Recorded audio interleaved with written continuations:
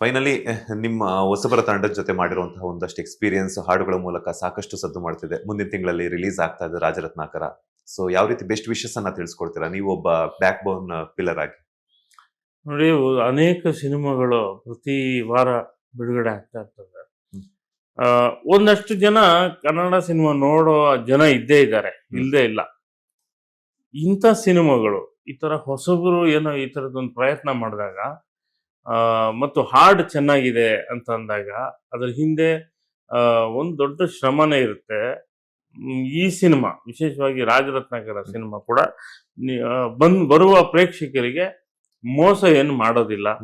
ಅವ್ರಿಗೊಂದು ಇಂಟ್ರೆಸ್ಟಿಂಗ್ ಆದಂತ ಒಂದು ಸ್ಕ್ರೀನ್ ಪ್ಲೇ ಮತ್ತು ಸಿನಿಮಾನ ತೋರಿಸುತ್ತೆ ಅಂತ ನನಗೆ ನಂಬಿಕೆ ಇದೆ. ಯಾಕೆಂದ್ರೆ ಅವ್ರ ಕಥೆ ಹೇಳಿದಾಗಲೇ ಅದು ಹೊಸದಾಗಿತ್ತು. ಸೊ ಡೆಫಿನೆಟ್ ಆಗಿ ಸಿನಿಮಾ ಚೆನ್ನಾಗಿದೆ, ಒಳ್ಳೇದಾಗುತ್ತೆ, ಒಳ್ಳೇದಾಗ್ಲಿ. ಜನ ಬಂದು ಥಿಯೇಟ್ರಲ್ಲಿ ಮೊದಲನೇ ವಾರ ನೀವು ನೋಡಿದ್ರೆ ಎರಡನೇ ವಾರಕ್ಕೆ ಆಟೋಮೆಟಿಕ್ ಆಗಿ ನೀವು ಹೇಳ್ತಿರಲ್ಲ 4 ಜನಕ್ಕೆ ಅವರು ಕರ್ಕೊಂಡು ಹೋಗ್ತಾರೆ. ಸೊ ಆದಷ್ಟು ಬೇಗ ಇನ್ನೇನು ಶೀಘ್ರದಲ್ಲೇ ರಿಲೀಸ್ ಆಗ್ತಿದೆ ಮುಂದಿನ ತಿಂಗಳು, ಜನ ಬಂದು ನೋಡ್ಲಿ ಅಂತ ಜನರಲ್ಲಿ ರಿಕ್ವೆಸ್ಟ್ ಮಾಡ್ತಾರೆ. ಫಸ್ಟ್ ನಾಗೇಂದ್ರ ಪ್ರಸಾದ್ ಸರ್ ನೋಡ್ತಾರ ಅಂತ? ನನ್ಗೆ ಹಂಗೇನಿಲ್ಲ, ಪ್ರೀವಿಯಸ್ ಅಲ್ಲೇ ನೋಡ್ಬಿಟ್ಟಿರ್ತೀನಿ ನಾನು. ಓಕೆ, ಗೊತ್ತಿಲ್ಲ, ಸಿನಿಮಾ ನೋಡ್ತೀನಿ. Thank you so much sir. ಇಷ್ಟೊತ್ತು ನಮ್ಮ ಬಾಸ್ ಟಿವಿಗೆ ಒಂದಷ್ಟು ಸಮಯವನ್ನು ಕೊಟ್ಟಿದ್ದಕ್ಕೆ. ಇದೇ ರೀತಿ ನಿಮ್ಮ 3,000 ಏನಿದೆ ಇನ್ನಷ್ಟು ಸಾವಿರಾರು ಹಾಡುಗಳ ಮೂಲಕ ಸಾಹಿತ್ಯ ಮೊಳಗಲಿ ಅಂತ ಕೇಳ್ಕೊಳ್ತಾ ಇದ್ದೀವಿ. ಒಳ್ಳೆದಾಗ್ಲಿ, all the best. Thank you. ಇದಾಗಿತ್ತು ಡಾಕ್ಟರ್ ವಿ ನಾಗೇಂದ್ರ ಪ್ರಸಾದ್ ಅವರ ಮಾತು. ಮತ್ತಷ್ಟು ಇಂಟ್ರೆಸ್ಟಿಂಗ್ ಇಂಟರ್ವ್ಯೂಸ್ಗಾಗಿ ಈ ಕೂಡಲೇ ಸಬ್ಸ್ಕ್ರೈಬ್ ಮಾಡಿ ಬಾಸ್ ಟಿವಿ ಕನ್ನಡ. ಧನ್ಯವಾದಗಳು.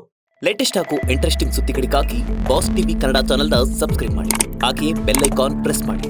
ಇದರ ಜೊತೆಗೆ ಫೇಸ್ಬುಕ್, ಇನ್ಸ್ಟಾಗ್ರಾಮ್, ಎಕ್ಸ್ ನಲ್ಲೂ ಮಿಸ್ ಮಾಡದೆ ಫಾಲೋ ಮಾಡಿ.